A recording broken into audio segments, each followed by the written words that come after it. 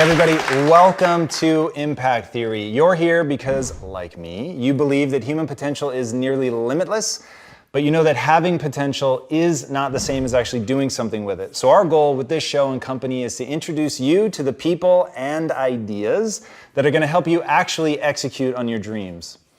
All right, today's guest is one of the most popular on-air commentators and opinion writers for CNN, and her unique brand of raw and relatable advice has made her one of the most sought-after speakers and media personalities. And watching her, you get the feeling that this mother of three is just getting started. Her well-researched and really powerful insights into what it means to be a human come wrapped in both science and lovely, lovely Midwestern charm, allowing her to cut through the formality of typical business jargon and grab her audiences by the emotions. She's made a name for herself by being blunt, unapologetic, and yet totally vulnerable. She says what everybody is already thinking, but is just a little too scared to say, and it makes people absolutely love her. It is not hard to understand why her TED Talk titled How to Stop Screwing Yourself Over is one of the most watched TED Talks of all time, and it's also easy to see why she's an award-winning talk radio host who is trusted by some of the biggest brands on the planet to help motivate and advise their teams. She's appeared on everything from Good Morning America and The Today Show to Dr. Phil and Oprah. And somehow she's also made time to found an inspirational news site called Inspire52.com and found and sell a retail and internet tech company. So please, help me in welcoming the former criminal defense attorney who has been called an explosion of inspiration, the best-selling author with a brand new book titled The 5-Second Rule, the master of motivation herself, Mel Robbins.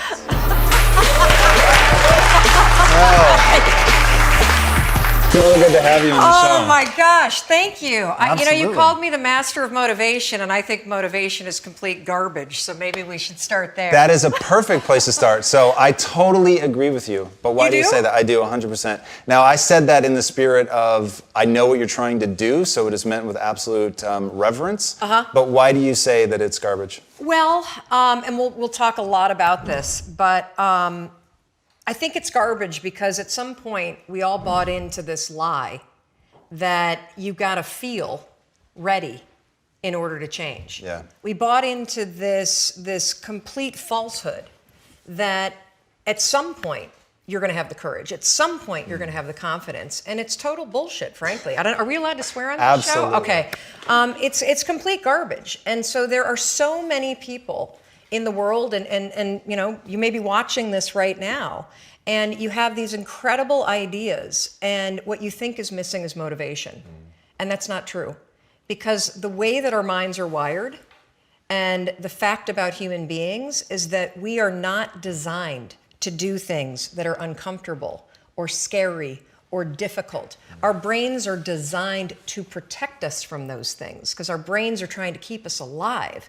And in order to change, in order to build a business, in order to be the best parent, the best spouse, to do all those things that you know you want to do with your life, with your work, with your dreams, you're going to have to do things that are difficult, uncertain, or scary, which sets up this problem for all of us. You're never going to feel like it. Motivation's garbage. You only feel motivated to do the things that are easy, right? Why do you think that is? Oh, I know exactly why that is. Because I've studied this so much, because for me, one of the hardest things to figure out was, why is it so hard to do the little things that would improve my life? And what I've come to realize, and what we'll talk a lot about today, is that the way that our minds are designed is our minds are designed to stop you at all costs from doing anything that might hurt you. And the way that this all happens is it all starts with something super subtle that none of us ever catch. And that is with this habit that all of us have that nobody's talking about. We all have a habit of hesitating. We have an idea. You're sitting in a meeting. You have this incredible idea. And instead of just, saying it, you stop and you hesitate. Now, what none of us realize is that when you hesitate, just that moment, that micro moment, that small hesitation, it sends a stress signal to your brain. It wakes your brain up, and your brain all of a sudden goes, oh, wait a minute. Why is he hesitating? He didn't hesitate when he put on his killer spiky sneakers. He didn't hesitate with the really cool track pants. He didn't hesitate with the NASA t-shirt. Now he's hesitating to talk. Something must be up. So then your brain goes to work to protect you. It has a million different ways to protect you. One of them is called the spotlight effect. It's a known phenomenon where your brain magnifies risk. Why? To pull you away from something that it perceives to be a problem. And so you can truly trace every single problem or complaint in your life to silence and hesitation. Those are decisions. And what I do and what's changed my life is waking up and realizing that motivation's garbage. I'm never going to feel like doing the things that are tough or difficult or uncertain or scary or new. So I need to stop waiting until I feel like it. And number two, I am one decision away from a totally different marriage, a totally different life, a totally different job, a totally different income, a totally different relationship with my kids. Not like one decision, I'm divorcing you in the marriage example, but one decision on, you know, you could be having a conversation with your spouse and you feel your emotions rise up, and within a tiny window, those emotions can take over and can impact how your marriage goes. Or you can learn how to take control of that micro moment and make a decision to act in a way that actually shifts your marriage. Right. Your life comes down to your decisions. And if you change your decisions, you will change everything. Yeah, I mean, that core concept comes through so powerfully in your book, which is phenomenal. And I would love it if you would take a second to tell people the story of how, and by the way, I wore the NASA shirt because of the is imagery. That why you wore it? Yeah, of course. Oh my God, I'm like falling my glasses off. That is, I did not even get that. I was going to ask you why you wore that shirt. Yes. Oh my gosh, wow. So break you it actually down. do your homework. Oh, of course, Mel, absolutely. Okay, so let me just take you back. So what you're talking about is the 5-second rule, which has become literally my life's work. And it was all a gigantic mistake. I read up on you too and understand how Quest was born out of misery. The 5-second rule and my life now and my 20-year marriage and everything that I'm doing and the companies that I've built and sold and the company I'm building now, it all comes back to a point in my life that completely and utterly blew. I was 41 years old. I was unemployed. My husband had started a restaurant business, which was his dream. This is actually a funny story. When he got laid off from a big job in high tech, and I think he was really relieved. You know how a lot of us wait to quit our jobs and then we get laid off and we're like, yes. And he said, I'm not going to look for a job. I'm going to go into the restaurant business. And I think I said the most famous lines of our marriage at that point. I looked at him and I said, listen, buddy, inspiration is for strangers. You get your butt back to that job and you pay the mortgage.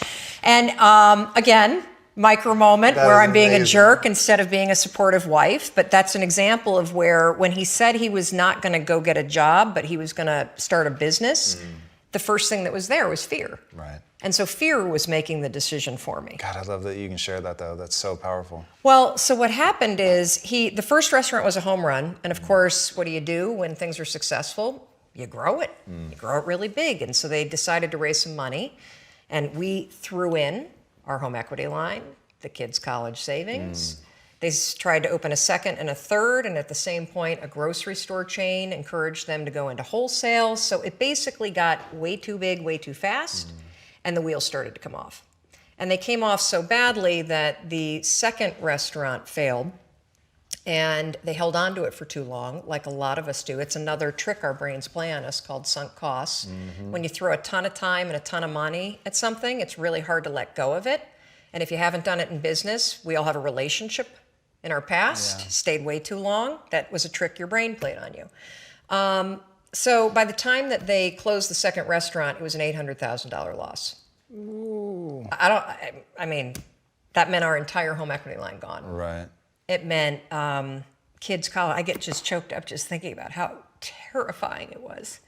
And so I found myself at the age of 41, like just feeling like a complete failure. And so did Chris. And To make it worse, not only had we lost all of our savings, but so many friends and family members had invested. And so there was this real tension between the truth of what was happening and what you had to do in public, because it was a public business.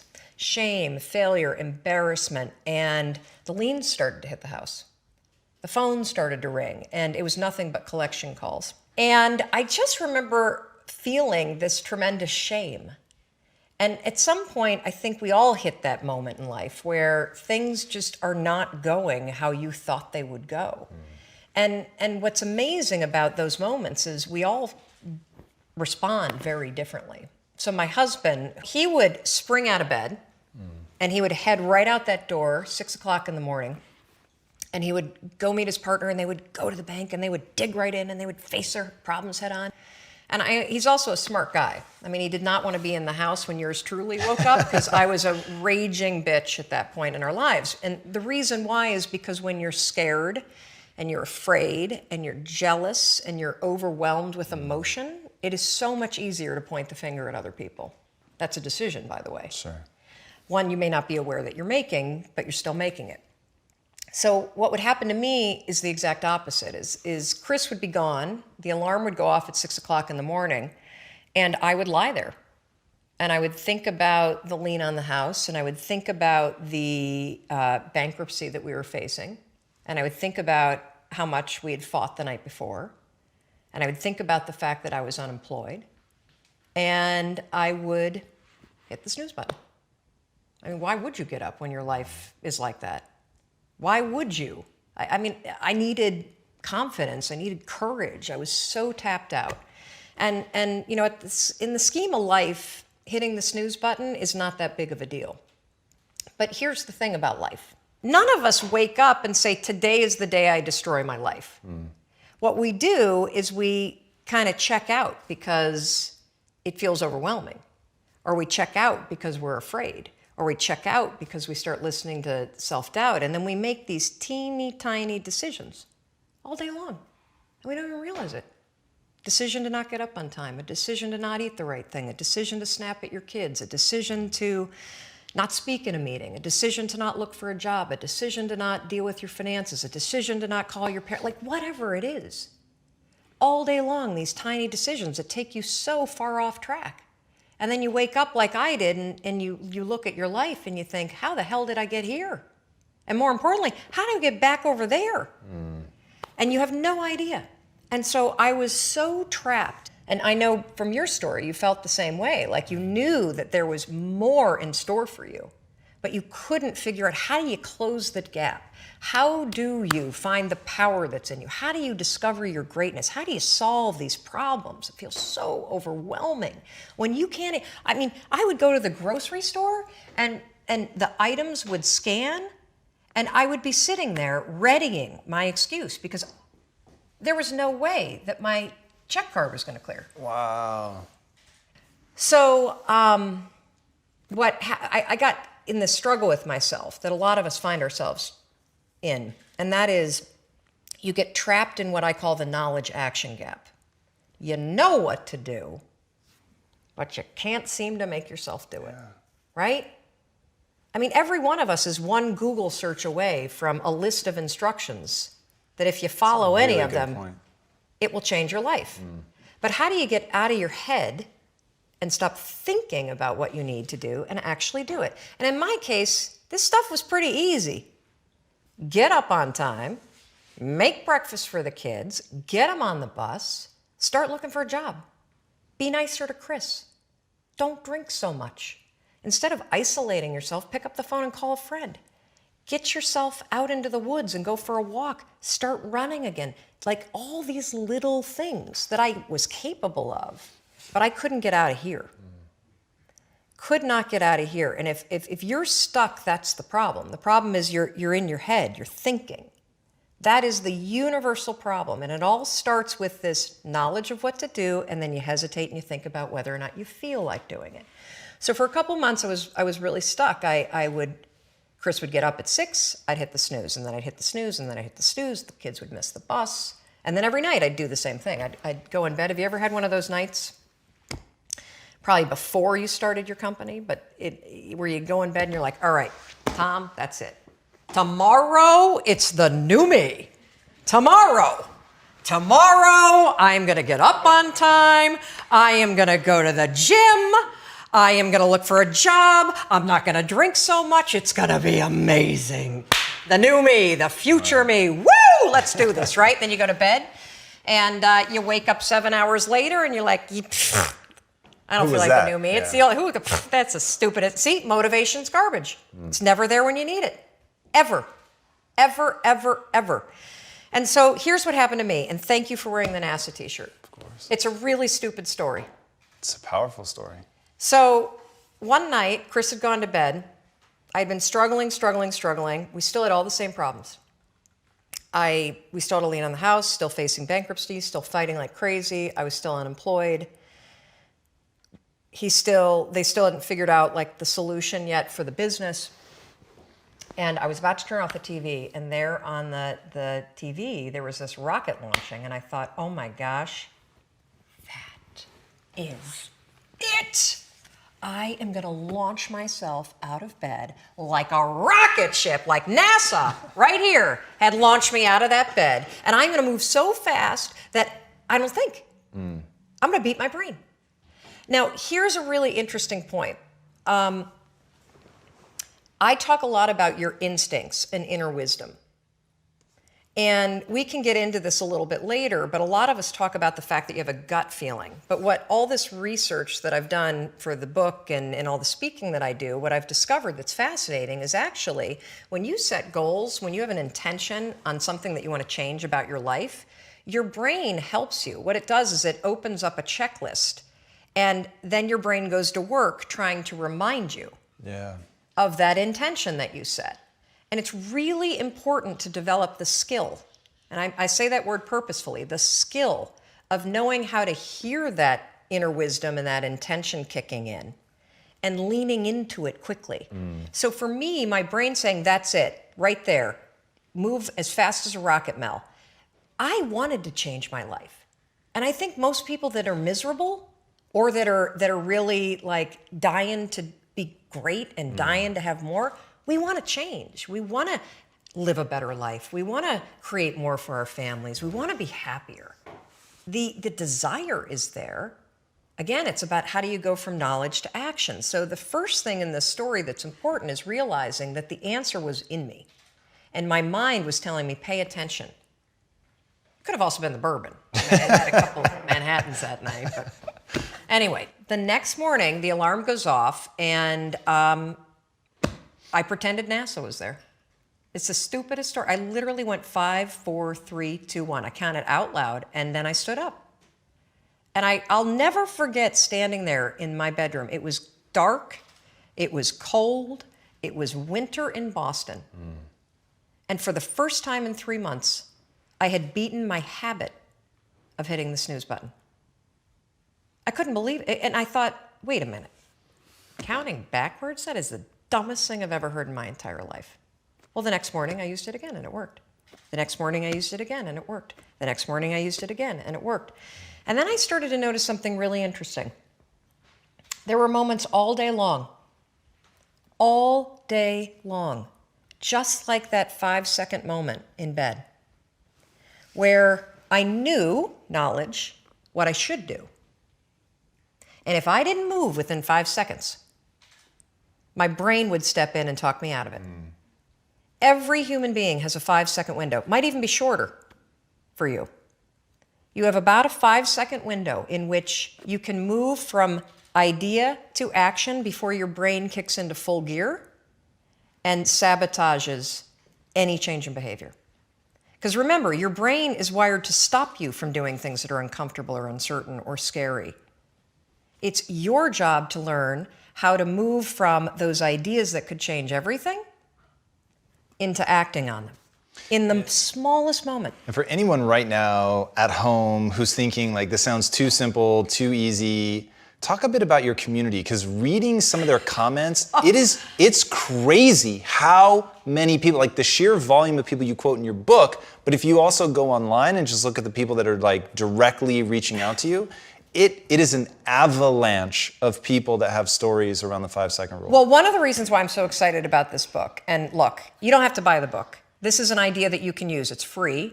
It's backed by science. More than 8 million people around the world have discovered it. And you're talking about the number of people. We've heard from more than 100,000 people in 80 countries that are using this rule. We know of 11 people who have stopped themselves from killing themselves using this rule. I saw one of those outreaches. Yes, there's a guy, Steve, that wrote to us who was a veteran. He was suffering from post-traumatic stress disorder. He boarded a ferry overseas with the intention to jump over. He walked over to the railing, Gave me the chills. and his inner wisdom kicked in. In that moment, the 5-second rule, 5, 4, 3, 2, 1, counting backwards, moved away from the railing, asked for help, saved his life. His story has inspired countless other people that have heard me in the speeches that I give around the world about this one tool. And so, the thing that's so cool about this, and I should tell you the science behind it, because I'm going to be honest with you, it is stupid. Had I ever thought that I would find myself 8 years after discovering it, spending my days telling people about the 5-second rule? First of all, I would have picked a different name because it reminds you of the one where you have to pick up food within 5 seconds off the floor, right? It was my secret weapon. This was something I did. I never intended to tell anybody because I went from getting up on time and waking up on time to shaking up my entire life. Because when you understand the power of a 5-second decision, and you understand that you always have a choice to go from autopilot to decision maker, everything in your life will change. You will be a different negotiator. You will be different in sales. You will be unstoppable in the gym because you will realize the amount of garbage that you put in the way of your hopes, of your dreams, of your potential, of your confidence, of your courage. Everything comes down to the decisions that you make. We all know what to do. None of us know how to make ourselves do it. So I started researching it. Why does something so stupid work? Why? Why does something so silly create such powerful and profound change? Well, here's why. The rule is a form of metacognition. Metacognition is a fancy pants term that means something real simple. You can outsmart your own brain in furtherance of goals. Agreed. There are tricks that you can use that actually outsmart the tricks your brain plays on you in furtherance of a higher purpose. We all know this. You can restrain yourself if you're in a situation that calls for it. You can jump into a raging river to save your dog or your kid. You can direct yourself in ways if it's important to you. And so the rule, what it does is it does something really remarkable. When you count backwards, 5, 4, 3, 2, 1, what you're actually doing is you're interrupting what researchers call habit loops that get encoded as closed loop patterns in your basal ganglia. That's the part of the brain where your feelings, where your emotions, every habit that you have, which is nothing more than behavior that you repeat that you don't even think about. I've heard it referred to as a gearbox. Yeah. To shift your attention from one place to another. And so when you go 5, 4, 3, 2, 1, it interrupts what's going on here that's spinning without you thinking, and it moves and awakens your prefrontal cortex. So when you hit 1, your habit has been interrupted. So you've interrupted self-doubt. You've interrupted maybe snapping at your kids. You've interrupted the desire to grab for a drink. You've interrupted procrastination. You've also, by counting backwards, done an action. It's awakened your prefrontal cortex. That is the part of the brain that you need that's awake when you're changing behavior, when you're learning new things. When you hit 1, it's also a prompt. So in the language of research, you'll hear people talk about starting rituals. That is something that's proven to help you learn a new habit. The 5-second rule, when you repeat it, becomes a starting ritual that triggers you to act with confidence, that triggers you that this is a moment for courage, that triggers you to shift gears. And because you've also done the manual work of awakening the part of the brain that you need to change, you've set yourself up for success. It doesn't work if you count up, because you can keep going. And also counting up doesn't require focus. If you count backwards, 5, 4, 3, 2, 1, it, again, awakens the prefrontal cortex and it prompts you to move. when you start to use it and then you read about it, you'll see that it's being used all over the place. They use it in the armed services in order to align troops and get them to start an exercise. They use it at elementary schools, 5, 4, 3, 2, 1, at big assemblies to get a huge room full of kids to stop talking. Really simple and interesting example, yeah. Because it requires you to focus. It's not a habit. It will become a habit that prompts you to have confidence and courage. But in the beginning, it interrupts patterns of behavior that you do on autopilot. It helps you assert control, and it teaches you how to become the kind of person that moves from thinking about something to actually doing it.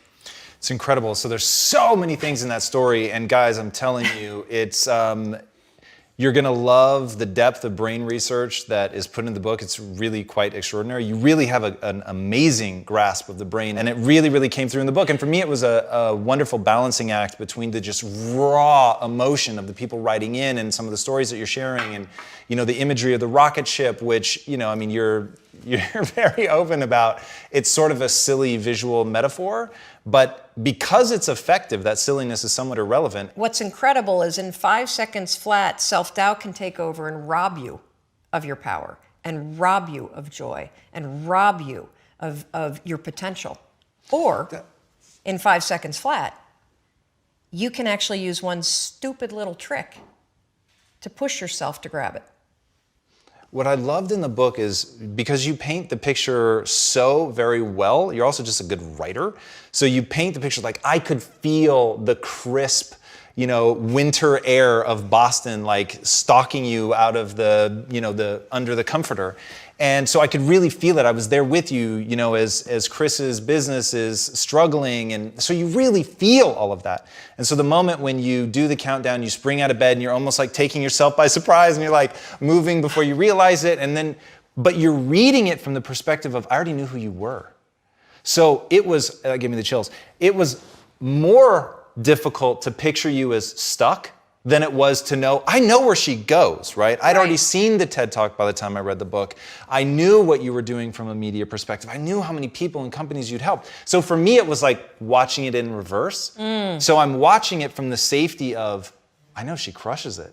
So if this is the thing, and I love that this isn't your first book, like this was the secret that you planned to like keep hidden in the drawer forever. Oh yeah, I was not gonna tell anybody because it was stupid, and it also works, and so it's my thing, and it's not your thing. But see, the real thing that happened for me, and this is something that is a really important topic for me, is that there's when you talk about personality, so extroverts, introverts. A lot of us really, I know I did this. I was all wrong about what confidence meant. I thought confidence was a personality trait. I love this. Tell me more. I thought that people that are outgoing are the confident ones, right? And the truth is, confidence is not a personality trait at all. It's a skill. And a lot of the extroverted people that you know are actually very insecure. I used to be one of them. I used to be the kind of bossy, crass loudmouth that didn't believe in myself, that didn't believe in my ideas, that didn't have the confidence and the courage to really be the real me, who I am, who I'm not, flaws and all. There are a tremendous number of introverted people that feel uncomfortable putting the attention on themselves, but they're very, very confident in their ideas. They definitely believe in themselves.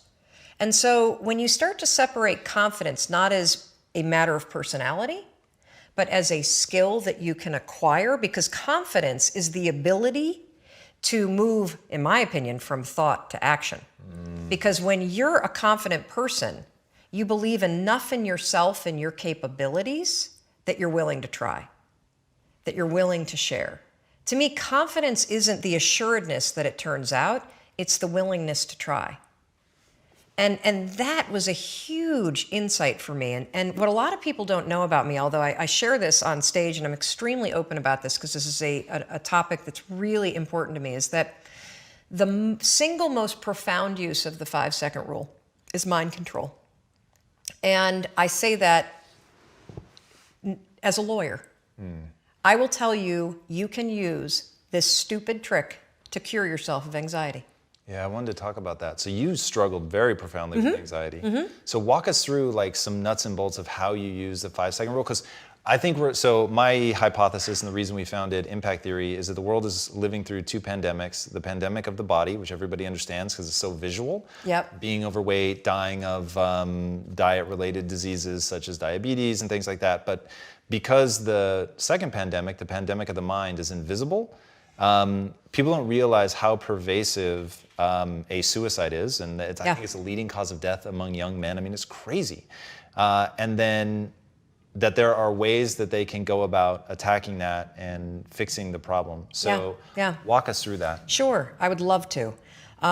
So first of all, I literally have struggled with anxiety my entire life. And anxiety, for this conversation, the way I define it is the habit of worrying spiraled out of control. You know, you may say that you are a worrier. That's not true. You have a habit of worrying. A habit is a pattern of behavior or thinking that you repeat without realizing it. So anxiety happens when that pattern of worrying about things spirals out of control, and now it starts to marry and manifest itself with physical sensations too. That's all that it is. I know that I say that's all that it is. Me personally, I struggled with anxiety, I think my entire life. It became quite acute when I was in my late teens and early 20s.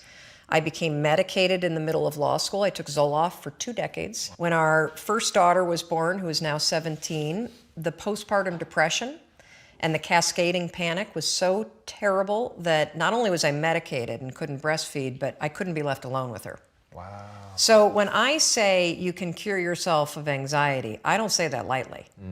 4 years ago, after I had been using the 5-second rule to change my behavior, how I spoke to my husband, how I negotiate in business meetings, how I conduct sales, the kind of parent that I am, my health habits, my eating habits, curbing the drinking, I thought, I wonder if I can use this 5, 4, 3, 2, 1 thing to get control of my thought patterns.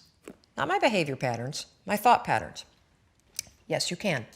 So we're gonna build this conversation, because I want to start with something we can all relate to, and that is, how do you stop worrying and how do you stop listening to self-doubt? This is how you're going to do it.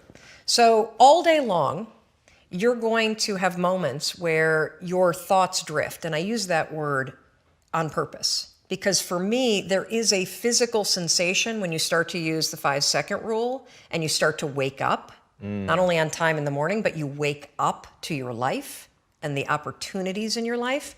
Your thoughts drift. Like, you'll just be hanging out with your friends, and then suddenly you're like, I'm not sure that person likes me anymore. I haven't heard from my kids lately. I wonder if they're dead, or, as a check, like, you just start worrying about stuff. Why? Because it's a habit.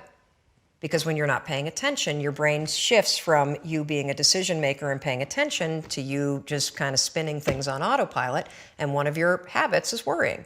The second you wake up and you notice, holy cow, I'm talking some negative garbage to myself right now. 5, 4, 3, 2, 1. You've just shifted the part of the brain that you're using.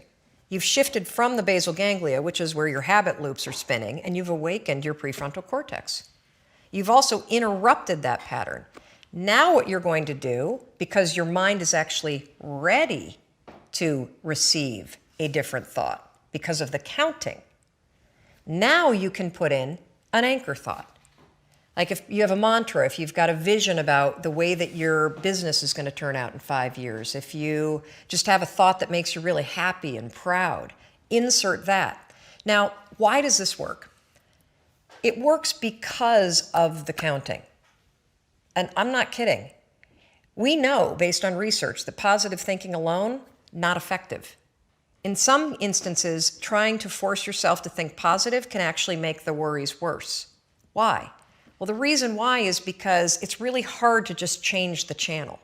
What we have to do first is basically interrupt it and turn off the TV, and then turn it back on with the prefrontal cortex awakened. So the counting is essential. And so you can start using this today. You catch yourself talking garbage to yourself, because we all know if I were to put a speaker on your head and broadcast, you would be sitting here in the audience, you'd be in an insane asylum, because the crap that you say to yourself is insane. And the problem is we listen to it. You'll be in a sales meeting and you'll be undermining yourself. They're not going to buy. Oh my gosh, I'm in trouble. You're not even present. 5, 4, 3, 2, 1. Switch it back. Get back to that vision that you have about toasting your success or this customer being really happy or you being proud of yourself. Whatever that vision may be, you can control your thoughts. And this is not just us talking about it. This is a tool that you can use.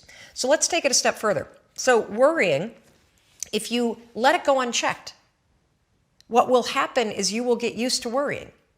You will get used to living in a state where you're slightly agitated all the time. Let me talk a little bit about agitation.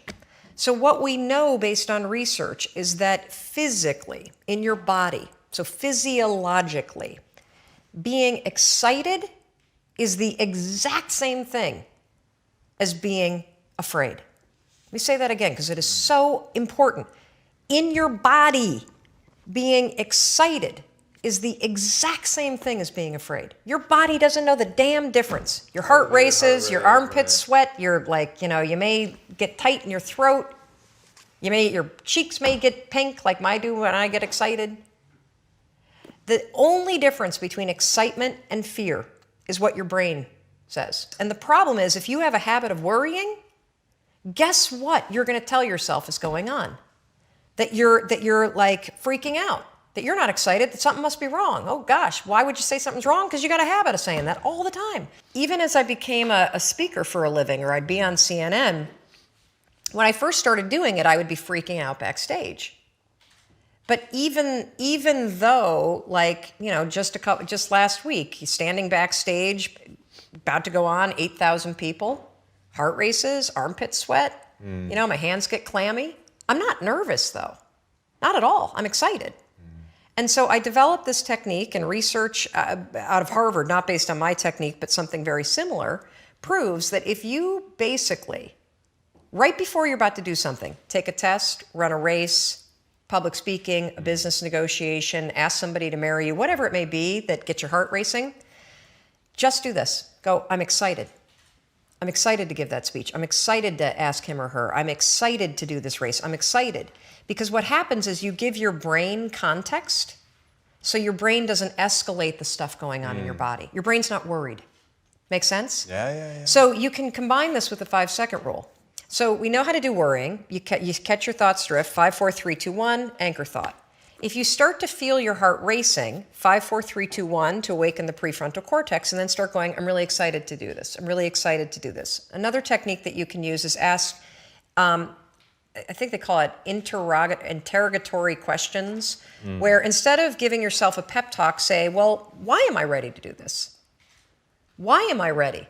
Because that'll force you to answer the question, which then convinces you. So why am I ready to close this sale? Why am I ready to give this speech?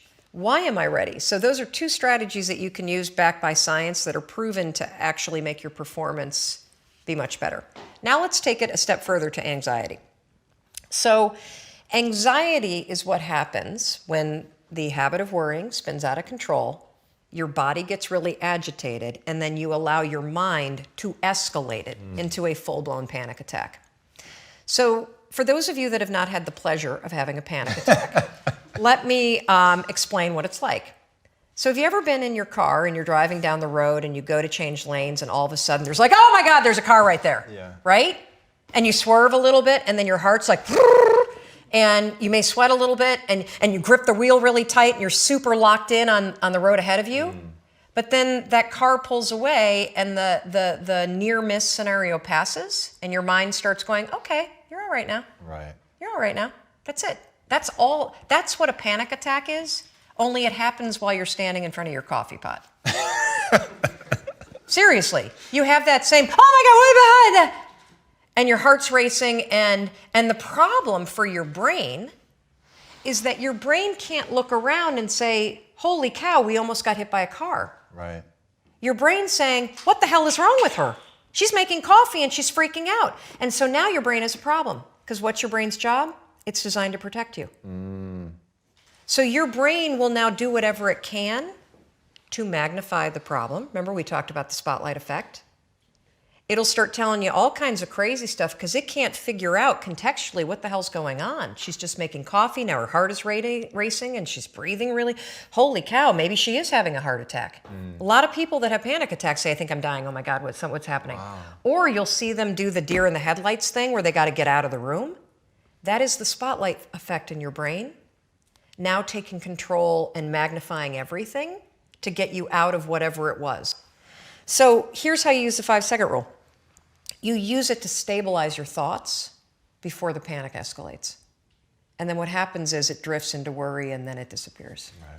So the second you feel worry, you catch it, you train yourself to do that. If you start feeling yourself getting, your heart racing, you can 5, 4, 3, 2, 1 and use the I'm excited. If that doesn't work, literally 5, 4, 3, 2, 1, and just give yourself an anchor thought, literally, of you being okay. I'll give you another quick example because this is one that we have a tremendous number of success with, and people that hear the example use it immediately and are blown away. I used to be terrified of flying. Terrified. Every bump I'd be freaking out. And so I started using this strategy with the plane. So the second that you feel yourself getting nervous, 5, 4, 3, 2, 1, and then your anchor thought is a vision of what you're going to do when you get to where you're going. So when I get on the plane tomorrow to fly back to Boston, I'll think about walking in the house and the place is like a disaster. It'll look like everybody's stuff got loaded into a cannon and fired all over the first floor. And so if we hit turbulence, 5, 4, 3, 2, 1, I'll think about that vision because cognitively for my brain, if I'm walking in the house and it's a disaster, the plane made it. That's the power of this. It's incredible. Incredible. What I love about you, Mel, is that I love how raw and real you are about your own situation, because people are going to look at you and the first thing they're going to want to do is make you extraordinary as a way not to have to live up to your standard, because what you've accomplished really is astonishing, and seeing you on stage is unbelievable. Unbelievable. You're so good at that, and I know that it comes from working your ass off, but wow, it's very, very impressive. Thank you. But then that you use techniques, like that you've got answers for, how have I done this? I've done it like this. And I've had guests sit across from me that's not their shtick, right? Like they have done truly extraordinary things with their life, but they seem just totally blind to how they did it. And the fact that you can walk people through it is so cool. Well, I think we're all flawed. And that's the beauty of who you are. And instead of trying to make yourself perfect in every area, it's so much easier when you accept the things that you're terrible at or that are your weaknesses or that are the things about your wiring. Look, if I were diabetic, I would take insulin. I happen to be somebody that's wired for anxiety. Right. No big deal. So figure out how to, instead of fighting those things, actually trick it. Because the truth is that you're never going to feel ready to make these changes. You're never going to feel like doing them, but you can always make a decision. That's always in your control. Staying with somebody that treats you like garbage is a decision. It is. Staying at a job that you hate is a decision. Staying in the body that you are not proud of is a decision. Is it going to be easy? No, it's not going to be easy to change. It's simple. Do a Google search and then use the 5-second rule to force yourself to do that stuff. Change comes down to 5-second decisions, and this is why the 5-second rule is important for everybody to know. It's your job to push yourself. And I don't care if you're Dr. Martin Luther King Jr., or you're Michelangelo, or you're Lin-Manuel Miranda, who wrote Hamilton, you will struggle with self-doubt. And everybody that you admire, everybody, and the list is the same for everybody. Oh, Oprah Winfrey, and I want to be like, Tom, and I want to be like, Branson, and I want to be like Jay-Z, and I want everybody's list is Bill Gates. And do you know what those people do? They do not have the habit of hesitating. They trust themselves. All right, really fast before we go, tell us about the $1 Million Mornings and setting yourself up. Oh, yes, I have a gift. So here's the thing. I did one thing other than the 5-second rule that has changed my life, my marriage, everything. I do not have the phone in my bedroom. The phone is designed by people, like your phone, you should not have your phone in your bedroom. And here's why, because what's on your phone is not your dreams. What's on your phone is stuff that's been designed by people that study game theory. You know why you check your email all the time? All the time. You know why you're constantly looking at your phone? It's called random rewards. It's a psychological principle that explains why we pull slot machines. Because every 6 or 7 times we get a little random reward, so we keep going back. Yeah. I know most emails blow, but every once in a while you get a good one. That's why you keep looking, right? So I created this course called The $1 Million Morning. Whether you want to make $1 million a year or in a morning, or whether you want to wake up and feel like $1 million. This is the science-backed strategy, step by step by step, for how to wake up. Because it's not when you wake up that matters, it's how you wake up that matters. And we filmed it at the house. I walk you through all the science. I show you the whole routine, and we're giving it to your audience for free. Wow. Yes. Thank you. You're welcome. Because look, I want you to use these things. It's one thing to talk, and think. It's another thing to actually take action. And the more that you can provide, that I can provide, that shows people what to do, and the more tools that we can give people to get out of their heads and into action, the more the world is going to improve, the more your life will improve. So. All right. I get the feeling that this whole time has sort of been answering this question, but I'm going to ask it anyway. What's the impact that you want to have on the world? The impact that I want to have is I want to teach people how to discover the power that's inside of them, to live fully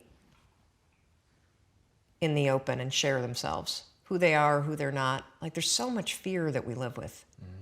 I want to teach people how to live with more courage, because courage is nothing more than the ability to do things that are uncertain. In today's world, where you have the internet, you can literally learn, launch, do anything. Anything. The only thing that's truly stopping you are the limiting patterns that you think, the self-doubt, the fear, the habits that you have. And you can break them. You can break them 5 seconds at a time. And so the impact that I want to have is I want to teach people a simple way to discover the power that's locked inside them, and then to unleash it and go out and live the life they've always dreamt of. Awesome. Mel, thank you so much. I want a hug. Get over here. Gladly. Guys, you are going to want to dive into the very warm waters that are this woman's world. It is absolutely astonishing. I'm talking raw vulnerability, but what I love is no matter how silly some of the things she may say they are, they're incredibly powerful. You will see her community. They will reach out. You will see them talking about how they've changed in real time, whether it's stepping back from a ledge and not making a catastrophically bad decision, or whether it's just truly jumping out of bed and attacking their life, unleashing the power that they have within themselves to live the life they were meant to live, to finally own what they actually want, which is something that she really, really encourages everybody to do, especially her community. It is unbelievable. And you guys will benefit so tremendously from somebody who is able to convey the difference between motivation, which is bullshit, and action, which is real. Yeah. And that is where she has made a name for herself. She is all about action. You guys heard it today. She breaks things down into the not always easy, but the always simple steps. And if you follow those steps, you will be able to transform your life really in 5 seconds or less. It's absolutely breathtaking. She backs everything up with science. So Mel, where can they find you online? Anywhere. Just Google Mel Robbins. Seriously. I'm on Insta, I'm on Facebook, I'm on Twitter, we're on Snap, we're on LinkedIn. Website is melrobbins.com, or email me. No joke. hello@melrobbins.com. Give us a couple days to respond, but we respond. So there you go. And don't troll me. Look, I'm on CNN. People talk about the turkey neck. They write nothing but trashy stuff all the time. So don't go there. But if you write, you need help, you need more advice. And we have so much free content. So many videos, so many articles. So just go to melrobbins.com and you'll find all kinds of cool stuff. So go check it out, guys, and have the life that you've always wanted. And one more time, please help me in thanking this incredible woman with the amazing shoes. Mel, what a pleasure. I'm Thank coming you. in for one more. Thank you. Awesome. All right, guys, it's a weekly show. Be sure to subscribe. And until next time, my friends, be legendary. Take care.